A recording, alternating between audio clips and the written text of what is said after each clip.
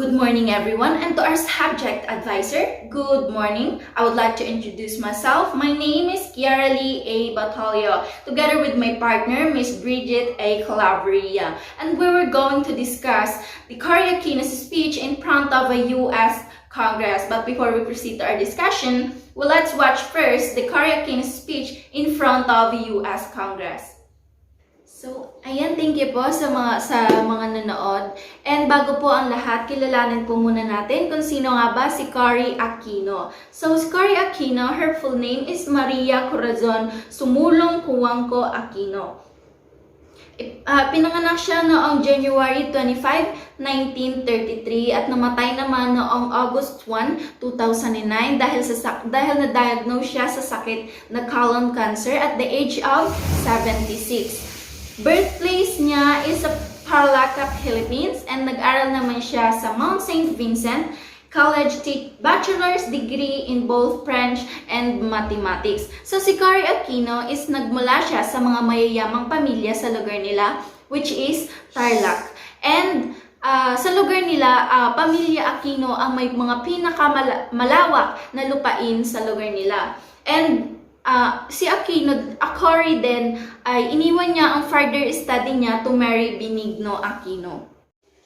So ayan, 11th President and first female President of the Philippines, si Cory Aquino. So parang dito, nasira niya yung stereotype na walang kayang gawin ang mga babae para pamunuan ang isang bansa.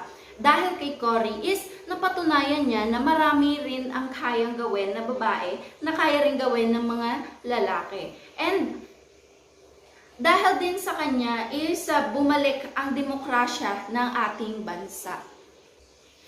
Kaya naman tinawag siya as a mother of Asian democracy. She restored the democracy after the long dictatorship of Ferdinand Marcos. So dahil sa tagal ng pamumuno ni Marcos na hindi pinamumunuan ng demokrasya ang ating bansa, nang dahil kay Cory is bumalik yung ating karapatang mga pantao, which is sobrang kinatuwa ng karamihan. At namuno siya na almost 6 years, simula February 25, 1986 hanggang June 30, 1992. So next po. So, historical background of the document. Benigno Aquino, her husband, became a prominent opposition politician and he is imprisoned during the time Marcos declared the martial law in the Philippines, which strips the democratic rights of the citizens. So, si Benigno Aquino is yung asawa ni Cory. Si Benigno is siya talaga yung totoong taong politiko, hindi si Cory. Kaya lang naman pinasok ni Cory ang mundo ng politika is nung mamatay si Benigno at si Cory ang niluklok ng mga taong bayan upang makipagtunggali kay Marcos upang mapababa si Marcos sa pwesto.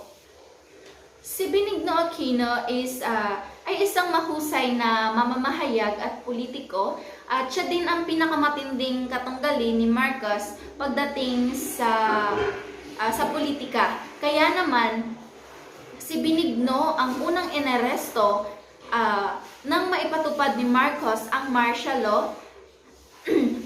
Kaya sa salang pagpatay at pagmamay-ari ng mga armas. So, ipinatupad ni Marcos ang martial law noong September 21, 1972. So, dahil malakas ang puwersa ni Marcos noong panahon na yon, is napatupad niya ang batas militar na kung saan sa una is maganda yung pagpapalakad ni Marcos sa pinatupad niyang batas na iyon. Naging malinis ang kalsada, nabawasan ang mga krimen. Ngunit sa huli is marami ang natatapakang karapatan ng mga pantao na wala yung demokrasya na hinihiling ng marami. At nadeklara naman ang People Power Revolution noong February 25, 1986. So, itatakil natin yan mamaya. Next slide. So, Benigno was killed and Marcos was the one being accused as the mastermind of the assassination. So, yung pagkamatay ni Marcos is si Benigno rather, ay si Marcos ang pinabibigtangang naging pasimuno or leader ng assassination na yon.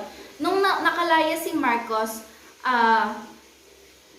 pumunta siya sa Estados Unidos, din pagkabalik niya dito sa Pilipinas, mismong sa lugar ng Tarmac, na ngayon ay kinikilala na Ninoy Aquino International Airport, na kung saan siya ay namatay. Mismong pagkababa niya sa eroplano, pagka-uwi niya ng Pilipinas is doon mismo siya nabaril, at ang kinikilala at ang hinihinalang pumatay sa kanya is yung mga bodyguard na umaalalay sa kanya. So, in February 1986, Marcos unexpectedly called for snap presidential elections. Even the next election should be in 1987. Marcos' reason for the early elections is also after the issue about Ninoy's death, where he is the one who accused, and Cory was chosen to run as the president candidate against Marcos after 1 million signatures came out from people encouraging to run for president. So si Marcos, nagpatawag siya ng mas maagang election na dapat ay gaganapin pa noong 1987, na gaganapin na lang sa February 1986. Nang dahil sa pagkamatay ni Ninoy, maraming tao ang sumusuporta kay Cory para tumakbo bilang presidente. Matapos lumabas ang halos 1 milyong pahintulot ng mga tao na lumaban si Cory against Marcos. Ngunit nung panahon na yun, hindi nanalo si Cory Aquino na maging presidente against Marcos. That is why Aquino challenged the results by leading the People Power Revolution, or the EDSA revolution, against the regime violence and electoral fraud of Marcos, and prompting to seek exile in Hawaii. And that was the time when Marcos stepped down as president of the Philippines on February 1986. So, challenge ni Cory ang resulta ng botohan sa pamumuno ng People Power Revolution laban sa karahasan, krimen at pandaraya sa eleksyon na ginawa ni Marcos. Nangyari ang People Power Revolution noong taong February 22 to 25 hanggang 1986. Noong taong din na yon, nagtagumpay si Cory na patalsikin sa pwesto si Marcos matapos pamunuan ang Pilipinas ng halos 21 taon. So, September 1986, Corazon Aquino visited America as she gave a speech before the joint session of the U.S. Congress. In her speech, she called on America to help the Philippines in preserving their freedom. She sought help in addressing the $26 billion of foreign debt and the communist insurgency that grew from 500 armed guerrillas to 16,000 during Marcos' regime. So, dito, kasama din sa speech ni Cory yung paghingi niya ng tulong sa Amerika na ma-preserve yung kalayaan ng Pilipinas and also the democracy para maibalik na sa mga taong bayan. And also, sabi niya rin dito, humingi din siya ng tulong base sa speech niya, humingi din siya ng tulong sa Amerika para masolusyonan yung $26 billion na utang ni Marcos. So mamaya itatakal natin kung ano nga ba kung bakit kasama sa speech ni Cory yung $26 billion na hindi naman napakinabangan ng Pilipinas. And sabi niya rin kung paano masolusyonan yung mga guerrillas or yung mga taong grupo ng mga armado na 500 na bilang lamang noong panahon ni Marcos na dumami hanggang 16,000. So guys, gusto kong ipaliwanag sa inyo yung 3 main points of Cory Aquino's speech dahil hanggang ngayon apektado pa rin tayo ng mga nangyari sa panahon ni Cory and ni Marcos. So first, sabi ni Cory sa speech niya, 3 main point is, now we are restoring full constitutional government. Again, as we restore democracy by the ways of democracy, so we are completing the constitutional structures. of our new democracy under a constitutional that already gives full respect of the Bill of Rights. So, nagkaroon tayo ng bagong constitution na tinatawag natin ngayon na 1987 Constitution. At isa pa sa mga purpose ng bagong constitution is para hindi na maulit yung nangyari sa panahon ni Marcos. So, binago ng constitution ng paghahalal ng bagong presidente. So, ibig sabihin, hindi na pwedeng umulit yung naging presidente na hindi na siya pwedeng tumakbo ulit bilang presidente. So, dahil na rin sa takot ng mga taong bayan na maulit yung nangyari sa panahon ni Marcos.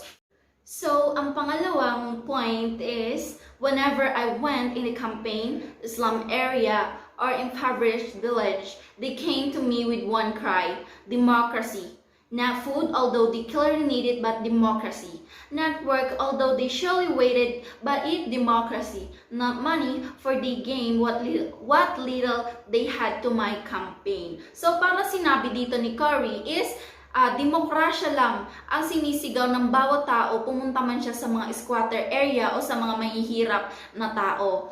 Kahit nagugutom sila, kahit wala silang makain, parang isa lang ang sinisigaw, demokrasya lang.